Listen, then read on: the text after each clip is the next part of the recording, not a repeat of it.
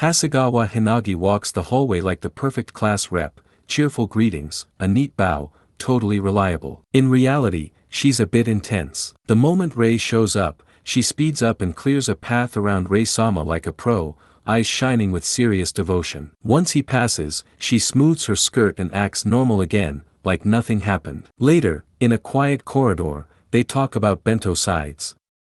Yuta says tamagoyaki, simple and classic. Izumi's friend Urara jumps in and keeps adding more, octopus sausages, then bacon-wrapped asparagus with carrots. Yuta stays practical. Urara is clearly craving food. Her stomach growls, and Yuta points out she's just hungry. Rei's presence follows a pattern. At school, when he smiles, the mood lifts. At home, he comes back tired with messy hair, and everyone keeps asking what happened to it. He lights up the school day, but at home he looks worn out. That's the routine. A notice goes up for school-wide deep cleaning, and Yuta's class gets stuck with weeding under a brutal sun. He wipes sweat and reaches for a stuffed trash bag when Hinagi steps in fast and offers to help like it's routine. He says he's fine, but she keeps her hand out and says they're friends. The word throws him for a second, and the bag suddenly feels lighter in his grip. After cleaning, the classroom settles down. Yuta's friends poke in and say Hasegawa-chan seems really nice. He zones out, still trying to figure out what she's aiming for. Hinagi passes by humming, clearly pleased. She quietly celebrates that they're friends, then later slumps at her desk, puffing her cheek from exhaustion. The bell rings, classmates say their goodbyes, and she stares at her notebook, annoyed. Even after all that, she didn't get a single detail about Rei-sama. So this friendship route is going to take longer. She resets her focus and starts Operation Friendship, using the last attempt as a reference. She pats her blazer pockets like always. On days like this, when she's tired, she usually takes a quick smell of a certain keepsake to perk up. She reaches into her inner pocket, and freezes. Her eyes widen, sweat gathers, and her mood crashes. It's gone. Hinagi tears through her desk, tossing notebooks and pencil cases as panic rises. She always keeps that item close. It shouldn't be missing. Her usual pocket check finds only the lining. Then it hits her, the thin paper bookmark with a pressed sakura petal and a ribbon, her treasured Rei-sama keepsake. She remembers holding it at home to steady herself, and now the pocket is empty. In her head, she begs Rei for forgiveness while imagining his cool disappointment. Without the bookmark, her mood crashes hard. Down the hall, Yuta's friends nudge him and say he's mellowed lately. He's confused, so they list examples.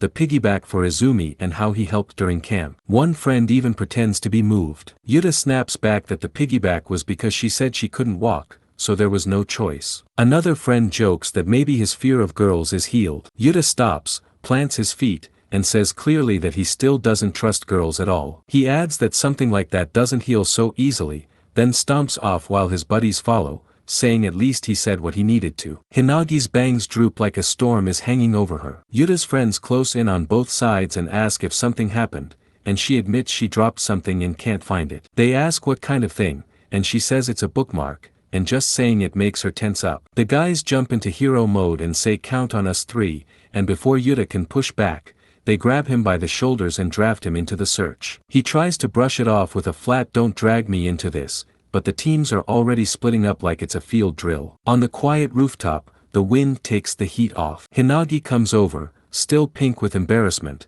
and thanks Yuta for helping her look. She laughs at herself and smooths her ribbon to steady her breathing. He looks up and goes completely speechless for a second, then gives the smallest acknowledgement, and that alone steadies her smile for the first time since she lost it. Yuta switches to business mode and says they should find it fast so he can head home. Hinagi huffs at how blunt he is, but the worry doesn't leave her face. She checks her Rei-sama special observation spot, the fence corner she quietly claimed, and still finds nothing. She says it's a really important bookmark. He softens and asks what it looks like. She explains it has a sakura petal pressed inside, and she says it like she's sharing a small secret. He connects the dots and says that this is why she's been edging closer lately, and he mutters that it figures, with his old sore spot showing again. Hinagi jerks upright, flustered, waving her hands and saying that's not the reason at all, but the wind swallows her protest as he turns away behind the tired armor he's worn for years. He says it's fine over his shoulder and adds that he's used to it. Yuta asks how she even got something from his brother when Rei almost never gives gifts. Hinagi, still flustered, explains that a cherry blossom petal landed on her head. Rei casually plucked it off, and she later pressed it into a bookmark. Yuta fires back with a dry line and says so Rei gave it to you, then mutters that she's obsessed. The jab lands, and Hinagi tells him to shut up and, with her voice shaking, says that back then Rei-sama was the only one who showed her kindness. Tears rise as she admits plainly that she loves him. Embarrassed for letting that slip, she apologizes for dragging Yuta into the search and says she'll keep looking on her own. As she turns away, Rei quietly notices from nearby and watches her with a thoughtful look while she steels herself to continue searching. Yuta stands alone on the rooftop with his jaw set and says whatever, it's not like he owes her anything. He pushes through the door, it clacks shut, and he leans against the fence letting out a long breath, but he can't shake Hinagi's teary confession that she loves him. Down below, the search keeps going without him. Hinagi checks the classroom on her knees and tells the teacher it isn't there either. Yuta's friends notice he's already left. Outside, the team canvasses the grounds and one of the boys says it doesn't look like it's there either. He adds that the only other place Hasegawa-chan went today was the weed-pulling spot, so they sweep it anyway while the wind hisses over the dirt. Hinagi forces a shaky smile and says she just made it on her own on the spur of the moment anyway. Metal rattles nearby as she straightens and bows, and she tells them they're right and apologizes for the trouble, saying she'll be fine on her own now. She hugs her arms to herself and turns back toward the path with that brittle politeness that says she doesn't want to cause anyone problems, and she keeps walking and keeps looking. She turns a corner and freezes. Yuta is half buried in the garbage shed with sleeves rolled up, sorting through bags. She calls his name in shock and asks why he's digging through the trash. He glances back and says he thought it might be in here. She flutters and says he doesn't have to go that far, then looks down as guilt pricks and starts to say she was using him to get information. He doesn't even pause his search and just answers still, steady and firm like a hand on a doorframe. From inside the shed, he adds what actually matters and says it's something important to her. That lands, Hinagi's eyes widen, and for a moment the campus noise fades out. A few steps away, Yuta's friend fills in the rest and says Yuta has been used by girls chasing Rei-sama since they were kids, and that's why he doesn't trust women. Hinagi lets out a small, aching breath and watches Yuta's back as he keeps rifling through the bags, doing exactly what he said he would, looking, because it's important to her. Hinagi replays her own mindset and admits to herself she came in thinking she would get information out of him, then winces and asks herself if that's exactly what she was doing. Nearby, Yuta's friend keeps talking while Yuta digs and says that when someone's in trouble, Yuta can't help but lend a hand, that he's like a walking oxymoron and it's no wonder people take advantage of him, and that he's just a really kind guy. The words land, and Hinagi's eyes soften as she watches Yuta sift through trash without a single complaint. A beat later, Yuta freezes and says got it, then pulls out a slim sealed slip. He says there it is. The others hurry over and say this has got to be it. He wipes his hands, steps out into the open, and holds the find between them. A pressed petal shows through the plastic. He extends it without any ceremony and hands it to Hinagi. Hinagi takes the bookmark with both hands, head lowered and says she's sorry about earlier. Her grip tightens, her eyes shine again, and she adds a small thank you. Yuta, a little embarrassed, says it's okay while his friends watch from a distance, relieved the search is finally over. Back in the corridor, they wave and say they're glad she found it. Yuta mutters that carrying a bookmark everywhere is some serious Brokon behavior, and the jab makes Hinagi flinch before she slips back into the classroom. She pauses at the doorframe, gathers herself, and calls his name. He looks up, and she lets out a quiet, pained sound, like she wants to say more but can't get the words out yet. In the empty classroom, she faces him and spells it out. She says she was trying to learn more about Rei-sama by prying things out of him and dodging the point. While she's at it, she says his way of talking, his eyes, his whole attitude, rubbed her the wrong way and made her mad. He answers flatly that she's just dissing him now. She steadies herself and adds what matters, she won't do any more of that. Then she bows and says she's sorry. When she lifts her head, the edge in her voice is gone and a small, honest smile slips out. She tells him he's actually kind of a good guy. The words land cleanly between them, brighter than the afternoon light across the desks. She takes a breath and says the lesson is clear. If she really loves Rei-sama, she needs to find things out herself instead of squeezing it out of someone else. She straightens with a spark in her eyes and says they should be friends for real this time. Yuta answers immediately and says that's a no from him. He's shaking with flustered refusal and says he still doesn't trust her, not even a little. Later in the hall, she laughs it off and tosses him a sideways compliment, saying he should show that kind side more often because it might even make him popular with girls, maybe not at Rei-sama levels, but still. He bristles and asks why she has to diss him every 5 seconds. He tries to shrug it off, then the old bitterness slips out and he says it doesn't matter because girls just use him anyway, like she did. Hinagi snaps back that she already told him she isn't doing that anymore. Their friends up ahead call out and ask if they're heading home too, and the two of them fall in behind, still prickling, but walking the same way. Their friends wave from the gate and invite them to walk home together. Under his breath, Yuta asks himself if, when he said all girls use him, that includes Izumi too. Hinagi hesitates and glances aside. Yuta's steps falter, a tremor runs through him, and he presses a hand to his forehead as his cheeks warm with a confusion he can't quite name. He admits to himself that she's a complete mystery. Hinagi watches him, caught between curiosity and worry, while the afternoon hallway seems to pause for whatever this realization might mean. Hinagi smiles to herself and says that if Izumi is a mystery, then what he really needs is a push. She shoves him forward with energy, telling him to go for it, little brother-in-law. Yuta yelps, stumbling and blushing, and demands what she even means by in-law while she laughs and keeps nudging him along. Later, Yuta looks at a squishy rabbit keychain on Izumi's desk and asks what it is. Izumi answers with deadpan pride that it's Bunno motivation. She explains she wanted Lay's dog from the capsule machine, rolled 5 times, and kept pulling the same rabbit. Yuta says that's rare. She shrugs and says 5 tries was enough and she gave up. He decides 5 spins is already too deep in the gotcha hole, but at least she's the type who knows when to quit. On the walk home he spots the capsule machines lined up outside a shop and notices the series is called the Lazy Bunch with 5 in the set, Bunno, Bunno Motivation, Bunno Otter, a Slacky Kong, and Lay's Dog. He realizes there are that many and just mutters dang. He lingers and says he might as well give it a spin. He smirks, thinking about Izumi's 5 identical pulls and how getting the same one 5 times is basically a superpower. His hand hovers and second thoughts rise. Wait, why is he even doing this? He doesn't need this stuff, so he steps away, glances back, stalls for another second, then crouches and gives the handle a resigned crank. The next day, that pudgy lazy mascot from the gotcha sits on a desk like a smug paperweight with blank eyes judging the morning. In class, Hasegawa walks in with a cool face and a steady grip on her bag, the room feeling dim around her like she's bracing for impact. Yuta sits stiff and pretends to read his notes while his cheeks tighten. Izumi looks over and stares at him, and he starts to sweat under that flat stare. A whistle blows outside and the track fills up for sports festival practice. Students stretch and line up. Someone shouts to look, and Yuta takes off down the straight. A bunch of boys yell that he's super fast as he covers the distance with easy steps, shirt flapping and legs moving fast while he pulls ahead. He finishes and slows, rubbing his cheek with a bored look like even this took less effort than thinking. People say it's a landslide, and he looks like he would rather be somewhere else. By the fence there's a thin strip of shade that fits one person. Izumi sits there with a towel on her shoulders and one leg still in the sun. Even resting, she looks cool. Someone says Izumi-san looks cool even while resting, and another says yeah, she's stylish.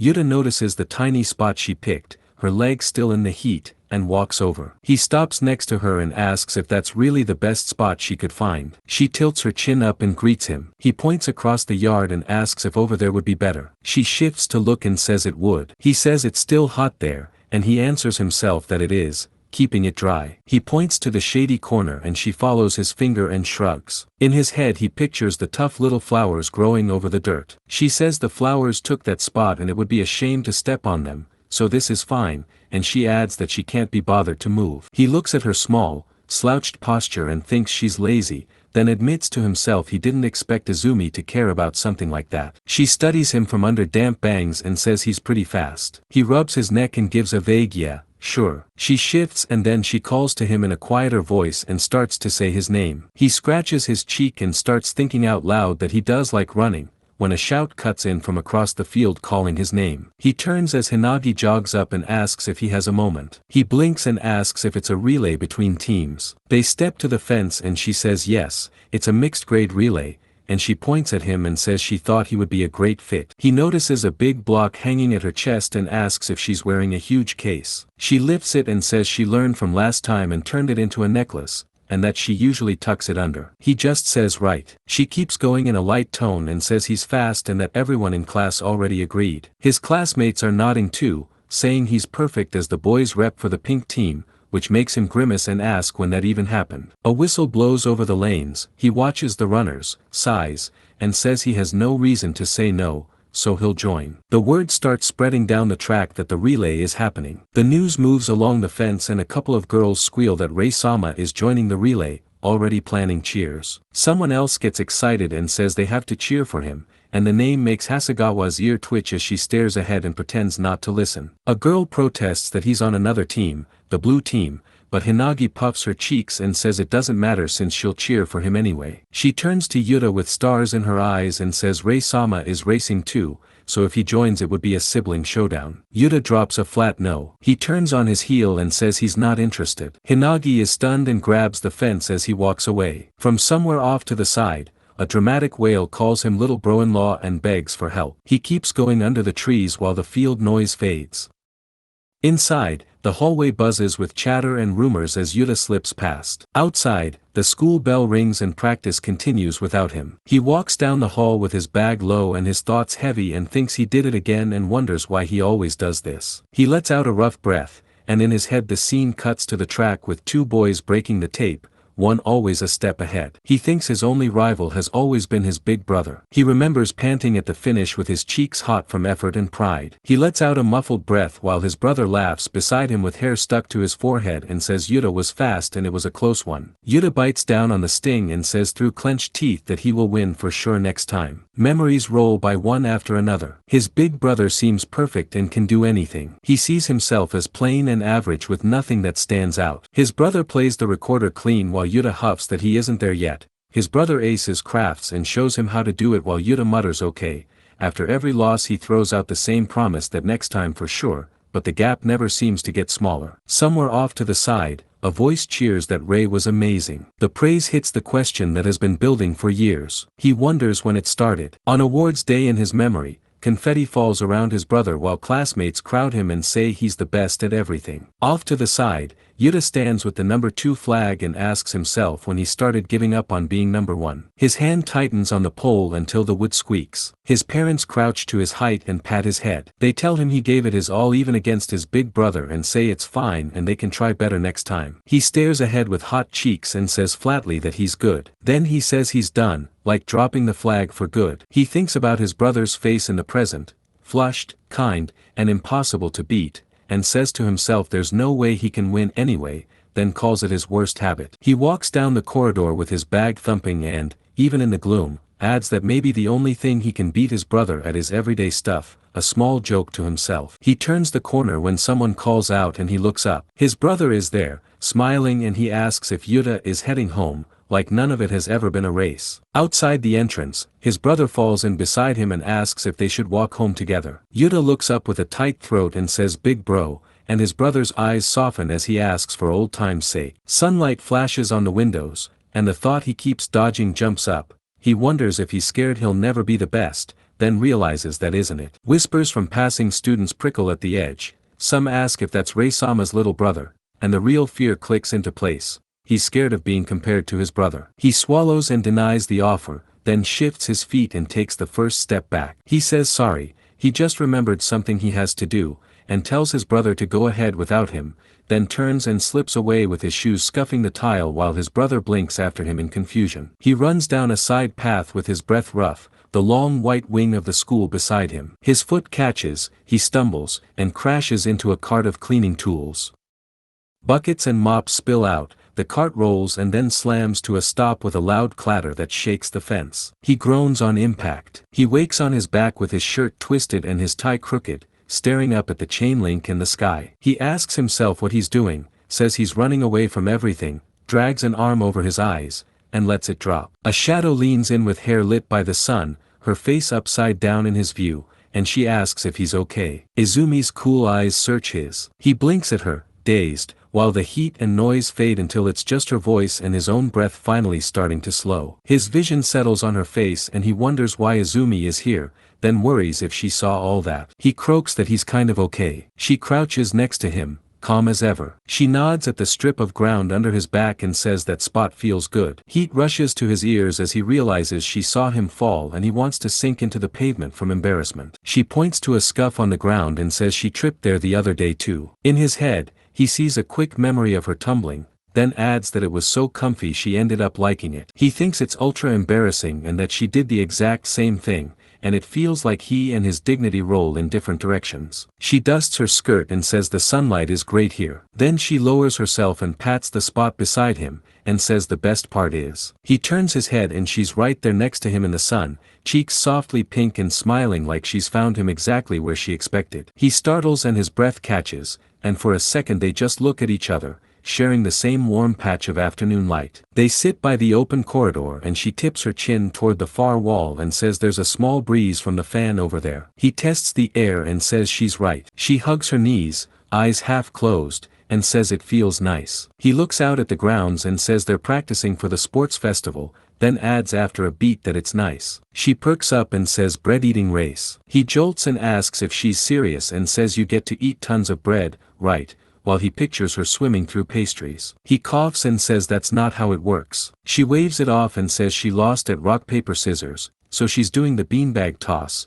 and tells him to stay out of the bread-eating race. He sags and says right. Then she turns back and asks what he's doing, saying she's in the 100-meter dash and the pushball event, and asks what about him. He stalls and realizes she's actually asking what he wants to run. They sit shoulder to shoulder on the step and she nudges him and asks about the relay, saying everyone is saying he should be in it. He looks away and says he isn't that fast. The words come out small. He adds that his big brother will be there, so, and his hands bunch in his pants as he wonders why he's even telling this to Izumi. She tilts her head and asks why. He blinks and says huh. Her gaze stays steady and she asks why his brother being around makes it a no-go. They sit on the warm step, and he fumbles that he means, then trails off as the afternoon hums around them. She rests her arms on her knees and says she doesn't really get complicated stuff, but she keeps her tone even and steady. They face each other with their bags on either side. Izumi says, gentle but firm, that Yuta is still Yuta. He turns toward her, surprised at how easily she says it. His eyes slide away as he thinks, shoulders a bit hunched, and he says yeah,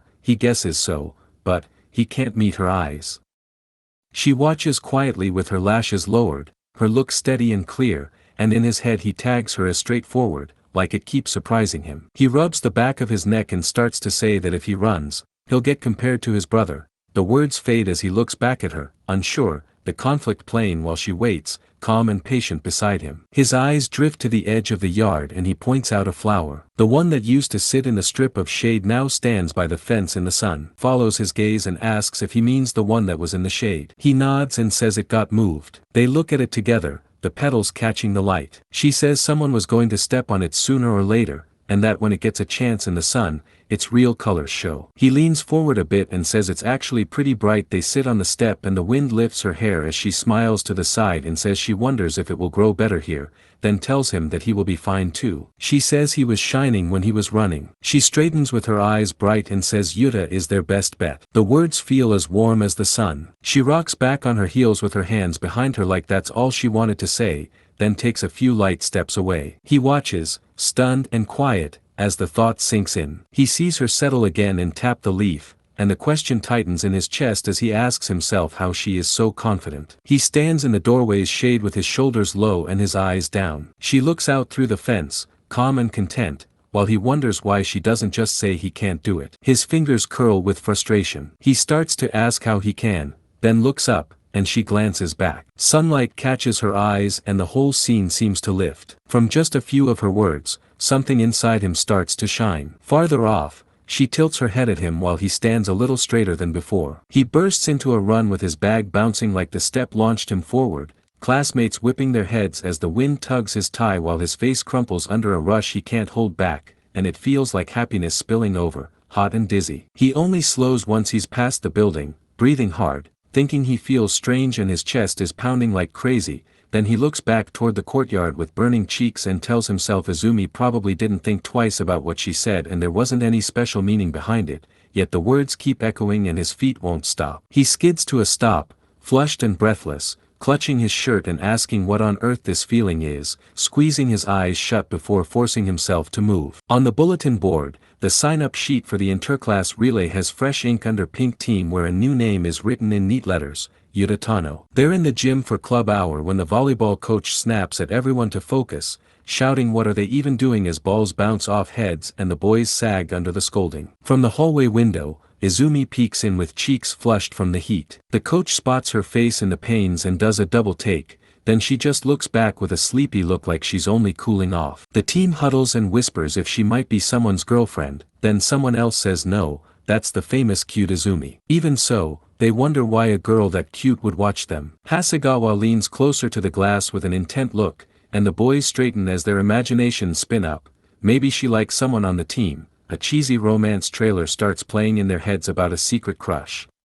On the other side of the window, Yuta says she could just get a paper fan. She blinks up at him. Inside, puffed up by the misunderstanding, the team rallies all at once and says let's give it our all, and they shout together. Just by standing there and staring through the window, Izumi ends up boosting the whole volleyball team's morale. Homeroom buzzes as someone calls everyone to look, and the crowd parts to show Hinagi and Izumi walking in wearing long cheer squad coats. She says they just borrowed the outfits and throws an arm up, and the class goes whoa and tells them they look great. Fists go up and people say let's do our best at the sports festival today, and Yuta, halfway into his cheer shirt, looks over and gets caught. Izumi turns to him with a mischievous spark and tells him to check it out. She throws the coat open, shirt loose, sleeves rolled, the picture of easy cool. He tries to shrug it off and says so what, but his eyes flick up and down and his ears go pink, and his heartbeat gives him away. She plants a hand at her chin with the jacket flaring and looks smug. He stares and tries to speak, and even though he doesn't finish,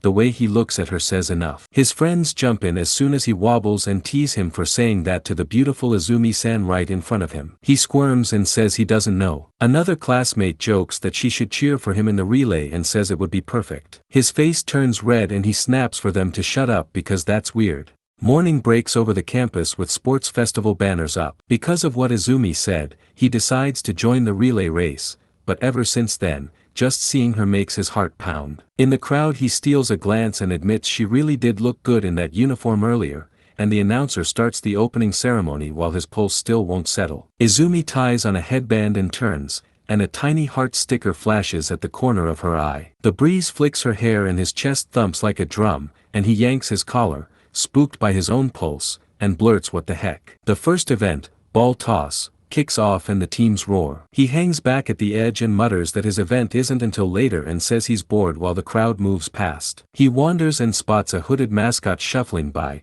starts to call to Hinagi then gets a flat "don't touch me please" as the figure glides away. A line snakes around the corner to a cardboard cutout of his brother covered in sparkles and roses, a photo spot with Rei-sama where fans cling like ivy. He stares and asks himself what that even is, while Takamiya handles his own prep and leaves him drifting in the festival noise. On the field, the announcer says pink team is falling behind. Yuta scans the chaos, remembers Izumi is in this one, and spots her crouched by the basket with an armful of balls wobbling like a gremlin. He yells what is she doing right as she pops up and dumps the whole pile in at once. The basket wobbles and balls bounce off heads, and he shouts that's not how it works.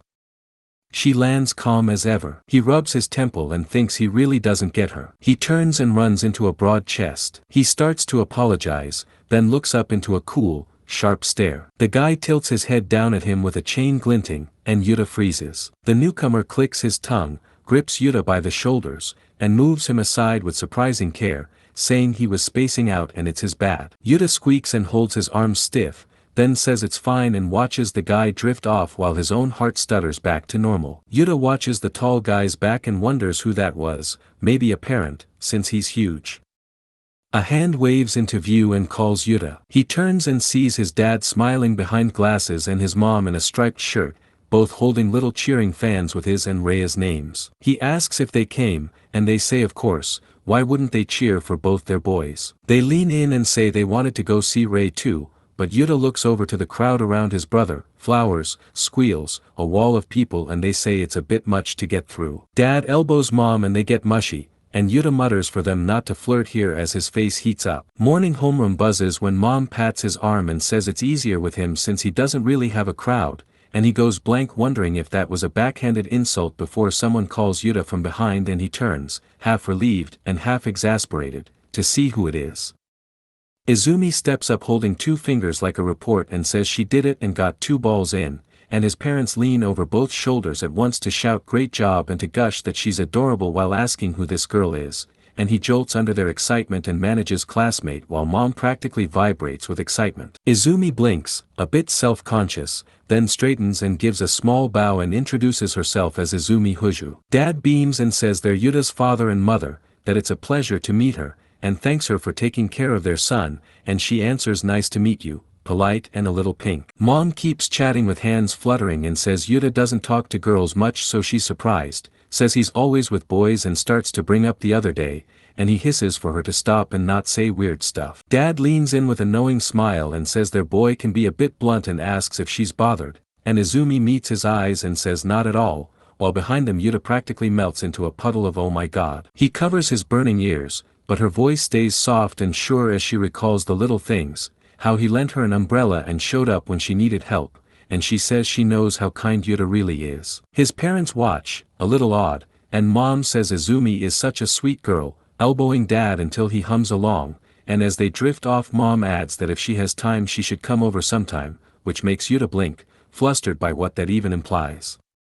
A hand lands on his shoulder and he stiffens, half turning with his heart jumping, and a beat later mom and dad beam and squeeze in for a photo, saying they'd be really happy if she stayed close friends with their son, and Izumi just says yeah while Yuta blinks, wondering what just happened, and his parents chirp that they'll be cheering so do his best, which makes him groan not to watch as his face burns. Izumi tilts her head and says his parents were nice. She turns to go and glances back with a small smile and says she'll be watching him too, and his heart thumps again while he stares after her and begs himself to stop letting his heart race. By the blue tents, an upperclassman greets Rhea and asks if he's anchoring the relay, and he nods with a towel around his neck and says that's right. The senpai smirks that he's pretty popular and that the younger brother is in it too, and Rhea hums in reply with his eyes on the board. Rhea's senpai says it's pretty bold for Yuta to face him head-on, especially with Blue's big lead and Rhea's undefeated record, and Rhea's lips twitch as a memory flashes of Yuta bristling and declaring he'll win this time before Rhea admits he's pumped as hell. The senpai teases that he looks happy, and Rhea leans back, satisfied, saying it's the first time in ages his brother's actually been fired up for a competition. Watching the field, Rhea lets a small smile tug at his mouth and vows to try his best, then pauses, wondering why Yuta changed, since he used to sidestep competing, and thinking that if Yuta goes all out there's a real chance Rhea could lose, a thought that sharpens his eyes with excitement more than worry as he wonders what's gotten into Yuta. Meanwhile, Yuta is sitting with arms full of equipment as a distant call rushes toward him. He flinches and the stack bumps in his grip, then he steadies it and wonders what it is this time.